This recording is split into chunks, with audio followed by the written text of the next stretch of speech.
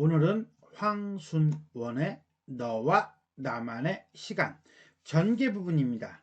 주대위가 권총으로 자살하기를 바라던 현중이가 주대위가 안 죽었거든. 그러니까 뭐예요? 동료들을 놔두고 혼자서 살겠다고 도망 떠나는 장면이 되겠습니다. 이 작품은 전쟁 중, 전쟁이라고 하는 건 6.25 전쟁을 얘기합니다. 이거 낙오된 새 병사를 통해 뭐라고? 극한 상황에 놓인 인간의 본질과 의지를 성찰한 소설이다. 이렇듯 어떤 극한 상황 속에서 인간의 본성을 살피는 것, 이런 걸 우리는 뭐라고 하냐면 실존주의라고 합니다. 그러니까 이 작품은 역시 마찬가지로 실존주의적 태도를 보여주고 있는 작품이다 라고 보면 되겠습니다. 6.25 전쟁이라는 비극적이고 극단적인 상황 속에서 죽음에 직면하고 있는 주대위, 현중이, 김일등병이라는 세 사람의 심리와 각각의 삶의 방식을 보여주고 있는데, 현실에 대한 불안과 두려움을 꿈으로 드러내고 있는 현중이, 자신의 개인적인 삶보다는 주대위와 함께하려는 김일등병, 그리고 보니까 김일등병이 되게 이상적인 인물이네요. 삶에 대한 강한 진념을 가진 주대위의 모습을 통해 전쟁의 비극과 삶에 대한 인간의 강한 의지, 뭐라고? 삶에 대한 인간의 강한 의지, 이게 주제가 되겠네요. 를 보여준다고 평가할 수 있겠습니다.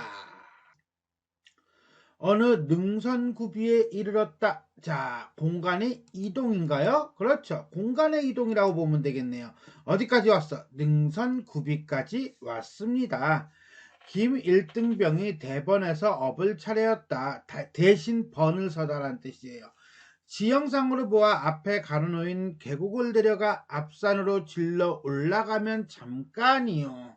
한마디로 뭐야? 그러니까 지름길이라는 얘기죠. 그런데 질러 올라간다는 것은 비탈이 경사도가 심할 거야. 그러니까 아무래도 체력 소모가 심해지겠죠. 그렇지 않으면 꾸불꾸불 굽이진 능선을 상당히 돌아가지 않으면 안 되게 된 곳이었다. 한마디로 완만하다는 거야. 경사도가 낮아. 그리고 굽이진 능선을 돌아가니까 체력 소모가 적겠죠. 그러나 상당히 돌아가지 않으면 안 된다는 것은 시간이 오래 걸린다는 거죠. 와, 요거는 우리가 이제 고민을 해봐야 되는 부분이 되겠네. 그죠? 자, 지름길을 택할 것인가? 아니면 굽이진 능선을 택할 것인가? 라는 거죠. 자, 그럼 현중이는 계곡을 내려가 곧장 가자고 했다. 왜? 현중이 입장에서는 뭐예요? 빨리 갔으면 좋겠거든. 빨리 방향을 잡아가지고 찾아갔으면 좋겠는 거야. 다른 사람보다도 일단은 먼저 내가 체력적으로 어때? 시간적으로 빨리 갔으면 좋겠다는 거죠. 물론 누구든지 그렇게 보는 것이 타당할 것이야. 더욱이 그들은 단 몇 걸음의 단축이나마 염두에 두지 않으면 안 될 처지에 있는 것이었다. 자, 그런데 여기서 우리는 하나 간과한 것이 있죠. 빼놓은 게 있어. 그게 바로 뭡니까? 주대위죠. 주대위를 업고 가야 된다는 상황은 좀 예의가 달라져요. 그죠? 그러니까 현중이는 주대위를 고려하지 않은 상태에서, 즉 부상을 당하지 않은 자신의 입장에서 내세우는 주장이라고 봐야 돼요. 그런데 김일등병의 의견은 그렇지가 않았다. 왜? 계곡을 내려갔다가 나무 숲속에서 방향이라도 잃게 되면 고생은 고생대로 하고 뭐해? 길만 더디게 되기 쉽다. 지름길을 선택한다는 것은 시간을 단축하는 것인데, 이게 시간을 단축한다는 보장이 있어 없어? 없다는 거죠. 오히려 체력만 소모된다는 거예요. 그러면 주대위를 데리고 갈 수가 없게 된다는 거죠. 이런 점에서 본다면 현중이는 자신을 중심으로 생각하는 태도라고 한다면, 김일등병은 주대위, 자기 자신이 아니라 주대위라고 하는 다른 사람을 기준으로 판단하고 있다라고 볼 수가 있을 것 같아요. 그래서 현중이와 김일등병의 어떤 선택의 기준을 바라보는 것도 하나의 관점이 되겠습니다. 얼른 결정이 지어지지 않고 있을 때 주대위가 한마디 했다. 현중이, 김일병의 말대로 하지? 라고 하는 것은 김일병의 말이 합리적이고 타당하다. 네 말은 비합리적이다. 이게 아니라 이 주대위도 일단 기본적으로 부상 중인 자기 자신의 처지를 고려하고서는 김일병을 지지한 거라고 보면 돼요. 왜? 지름길을 선택했다가 이게 안 좋은 상황이 돼. 체력이 다 떨어져. 그러면 자기는 어떻게 돼? 버려질 가능성이 높으니까요. 자, 여기까지 능선구비에 이르러 진로를 놓고 대립하는 현중이와 김일등병의 모습이 나타나고 있습니다. 퍼뜩 현중이의 눈이 주대위의 허리에 매달려 있는 권총으로 갔다. 왜 권총으로 갔을까? 주대위만 없으면 이거죠. 그러면 우리가 쉽게 움직일 수 있을 텐데 죽이겠다는 거야? 죽일 수는 없어. 왜? 대위가 중위보다 위거든. 그러나 차라리 주대위가 자살을 하여 자신들의 짐을 덜어주기를 바라는 건 맞아요. 그러는 그의 눈앞에 또다시 뭐가 나타났어? 꿈의 장면이 나타났어. 야, 요거 이 지문이 안 나온다면 모를까? 이 지문이 나오면은 무조건 나오는 거예요. 이 꿈의 장면은 뒤에 나오겠지만 미리 언급한다면 자신의 죽음, 현중이 자신의 죽음을 암시하는 듯한 그런 느낌적인 느낌을 보여주는 장면이다 라고 볼 수가 있겠습니다. 한결같이 누렇게 뜬 하늘에 누렇게 뜬 하늘이니까 이건 정상적인 하늘은 아니야. 황달든 태양이 타고 있고 태양도 그냥 태양이 아니야. 황달이야. 이게 상황적으로 지금 분위기가 그닥 좋은 분위기는 아니에요. 그 밑으로 한없이 넓게 깔려있는 뭐예요? 황야가 아니라 무슨 황야야? 불모의 황야예요. 자, 여기서 우리는 누렇게 떠 있다라든가 아니면은 황달이 들었다라든가 아니면 불모라고 하는 것의 공통분모가 뭡니까? 그렇죠. 마이너스 암담한 분위기를 보여주고 있어요. 그죠? 이런 점에서 본다면 상당히 이 배경묘사는 절망적인 상황을 보여주는 배경묘사이다 라고 보면 돼요. 물론 내용상으로 본다면 주대위를 업고 가는 산길이라고 볼 수도 있겠고요. 그 다음에 조금 더 확장을 시킨다면 이 전쟁, 6.25 전쟁의 암울함을 보여주고 있다라고 볼 수가 있겠습니다. 어쨌거나 저쨌거나 어쨌거나 그쨌거나 간에 그 한가운데 그는 이때 그는 누구야? 현중이겠죠. 현중이는 현중인데 어떤 현중이야? 그렇죠. 꿈속에서의 현중이에요. 땀을 철철 흘리고 서 있었다. 바로 앞에 누렇게 뜬 메마른 흙바닥에 누렇게 뜬 메마르냐 누렇게 뜨고 메말랐으니까 이 흙바닥은 먼지가 펄펄 날리는 한마디로 생명력이 상실된 공간이라고 보면 되겠고요. 개미 구멍이 있어. 자, 여기서 우리는 개미 구멍 하나 체크 들어갑니다. 이 개미 구멍이라고 하는 것은 개미들을 죽음으로 보는 현실이다 라고 보면 돼요. 이거는 결국 전쟁 중의 현실이다 라고 우리가 이해할 수도 있겠습니다. 누런 빛을 한 조그만 개미떼가 이때 조그만 개미떼는 힘이 없는 존재들 한마디로 이 개미 구멍에서 죽음을 당하는 존재들이라고 볼 수 있고 이것을 전쟁의 상황으로 본다면 전쟁에 희생되는 사람들 뭐 현중이, 김일병, 기타 등등등등 이 연달아 나오고 그것을 구멍 입구에 같은 빛깔의 누가 왕개미가 자, 이 왕개미는 이 조그만 개미떼하고 대립이 되겠네요. 그죠? 자, 그렇다면 전쟁으로 희생을 당하고 있는 사람들의 반대라고 한다면 전쟁을 일으키는 거대 권력이 되겠죠. 현중이와 김일등병이 부하라고 한다면 위에는 뭐예요? 주대위가 되겠죠. 어쨌거나 저쨌거나 간에 대기하고 서서 자꾸만 목을 잘라내고 있는 것이었다. 헐, 결국은 전쟁으로 희생당한 사람들은 그네들의 잘못이 아니라 어떤 거대 권력의 정치적 이데올로기 때문에 죽음을 당하는 거예요. 현중이와 김일등병이 죽는다면 그것은 상관인 누구 때문이야? 주대위. 왜? 부상을 당했거든. 이라고 볼 수 있는 거예요. 어쨌거나 간에 이것은 결국은 1번이 됐든 2번이 됐든 전쟁이 주는 폭력적인 상황이다 라고 볼 수가 있겠습니다. 마치 그것은 왕개미가 기계적으로 주둥이를 놀리고 있는데 거기에 꼭 맞는 속도로 작은 개미떼들이 기어나와 목을 들이미는 것과도 같았다. 그러니까 왕개미는 기계적으로 오토매틱이야. 근데 거기다 개미들이 머리를 잡는다는 거야. 머리를 들이민다는 거야. 이것은 결국 뭡니까? 실질적으로 개미들이 그랬겠어? 아니야. 현중이와 김일등병이 죽고 싶겠어? 아니야.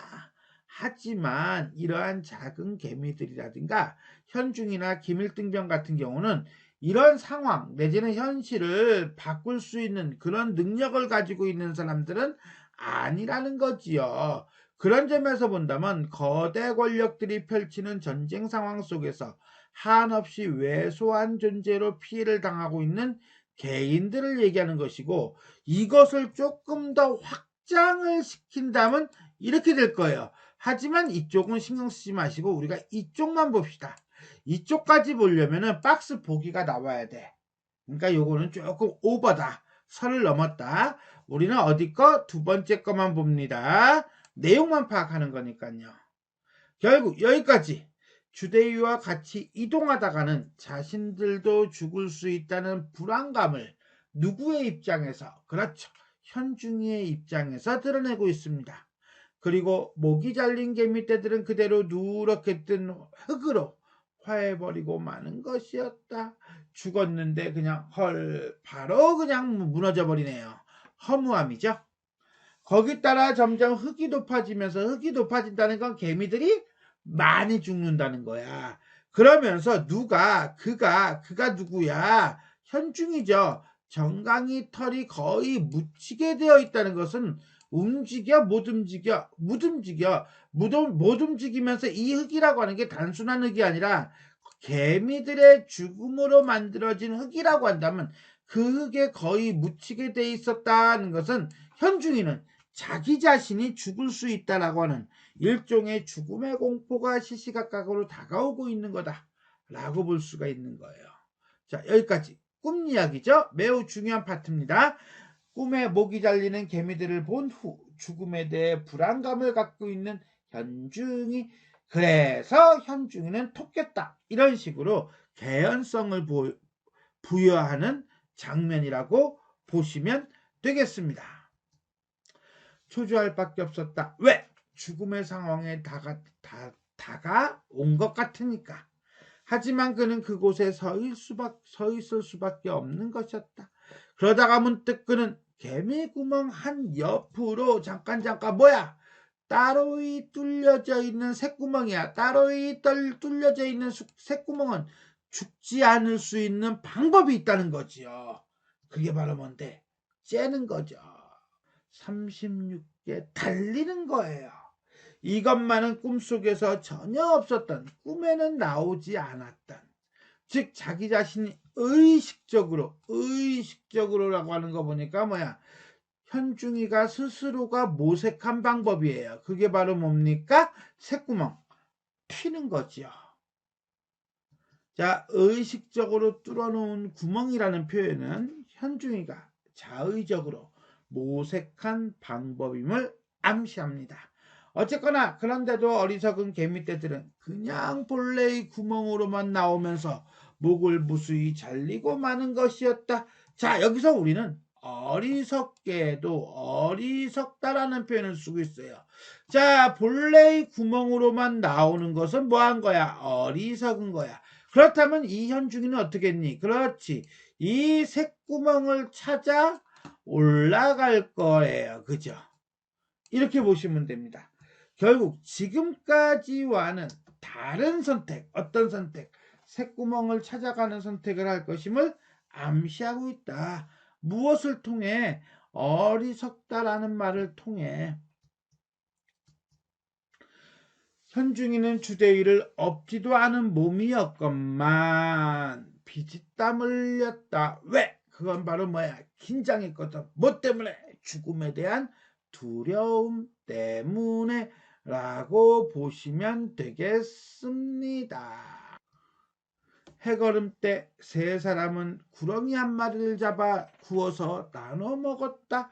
자, 이 구렁이를 잡아서 먹었다는 것은 그만큼 생존 내지는 삶에 대한 욕구가 강했다는 것을 볼 수 있겠죠. 다 먹고 난 뒤 현중이가 뒤라도 마려운 듯이야. 마려워서가 아니라 마려운 듯이야. 그러니까 결국 뭐야? 마려운지 안 마려운지는 모르지만 어쨌거나 간에 자리를 떴대요. 그렇다면 이 현중이는 뒤를 보러 갔을까요? 아니죠. 앞에 있는 내용으로 보았을 때 뭐 하는 겁니까? 혼자 떠나는 거죠. 소위 말해서 자신의 목숨을 유지하기 위하여, 부지하기 위하여 뭐 한 거예요? 도망을 친 거다. 여기까지가 우리가 이제는 황순원의 소설 너와 나만의 시간 중에서 전개 부분이 되었습니다. 자, 여기까지는 부상당한 주대위를 두고 도망친 현중이의 모습이 나와 있습니다. 자, 그렇다면 우리는 이 전개 파트에서 한번 짚고 넘어가야 할 게 있다면 뭘까요? 그렇죠. 현중이의 꿈이죠. 자, 한결같이 누렇게 문 하늘에는 황달든 태양이 타고 있고 그 밑으로 한없이 넓게 깔리는 불모의 황야. 거기에 개미구멍이 있어. 그 개미구멍에 누런빛을 한 조그만 개미떼가 연달아 기어나오고 그 구멍 입구에는 왕개미가 대기하고 서서 목을 잘라내고 있는 이 개미구멍이죠. 그 개미구멍에서 목이 잘린 개미떼들이 흙으로 화해버리고 그 다음에 그 흙이 점점 높아지면서 그의 정강이 털이 거의 묻히게 되는 이런 상황을 보여주고 있습니다. 더더군다나 이거에 대해서 현중이는 매우 초조해야 합니다. 자, 그러다가 무엇을 발견하죠? 그렇죠. 새구멍을 발견해요. 그리고 난 다음에 새구멍으로 움직이지 않는 개미떼들을 뭐라고 표현합니까? 어리석다라고 표현합니다. 결국 부상당한 주대위를 업고 가야 하는 상황에 지친 현중이가 왕개미와 개미떼의 목을 자르는 꿈을 떠오르며 새구멍이라고 하는 걸 의식적으로 만들어냅니다. 그리고 난 다음에 현중이는 권력을 상징하는 왕개미와 같은 주대위와 함께 있으면 죽을 수밖에 없음을 예감하고 새구멍으로 빠져나가는 방법으로 뭐합니까? 주대위를 버리고 홀로 떠납니다. 이런 장면에서 본다면 이 현중이의 불안과 두려움을 상징적으로 보여주고 있다라고 보시면 됩니다. 자, 그런데 여기서 뭐 필기까지는 아니어도 한번 생각해 볼 필요는 있을 거예요. 뭐냐 그러면 우리는 의식적이든 무의식적이든 현중이를 악으로 보고 김일등병을 선으로 봅니다. 그래서 선과 악에 대비해요. 저 뒤에서 나오겠지만 그리고 난 다음에 현중이가 죽습니다. 낭떠러져서 발을 헛디뎌가지고 죽어가지고 까마귀 밥이 돼요. 자, 그런데 한번 생각해 봅시다. 이 상황은요, 극한적인 상황이에요. 즉, 뭐냐 그러면 그냥 단순히 힘들다가 아니라 목숨이 왔다 갔다 하는 상황이에요. 목숨이 왔다 갔다 하는 상황 속에서 나 하나의 몸도 건지기가 힘든데 거기다 상사인 주대위까지 있어요. 주대위가 멀쩡하면 좋은데 그게 아니라 지금 부상을 당해서 거의 엎혀가다시피 합니다. 그렇다면 현중이는 자신의 목숨을 버려서까지 이 주대위를 살려야 할까요? 아니면 일단 내가 먼저 살아야 할까요? 자, 윤리적인 관점이 아니라 현실적인 관점에서 본다면 이거는 현중이가 악이라고 보기는 조금 어려운 구석이 있습니다. 이런 점에서 본다면 이건 단순히 선과 악의 대비를 통해서 권선징악을 다루는 소설이 아니라 극한적 상황에서 인간이 어떠한 선택을 하는가 라고 하는 것을 살펴봄으로써 인간의 본질 내지는 인간의 본성 내지는 아이덴티티, 실존의식이라고 하죠. 우리가 이 실존을 다루고자 한 것이다 라고 볼 수가 있습니다. 이렇게 실존이라고 하는 걸로 보게 되면 현중이가 부정적인 인물이라고 볼 수는 없는 거예요. 왜? 그것도 인간의 한 측면이니까요.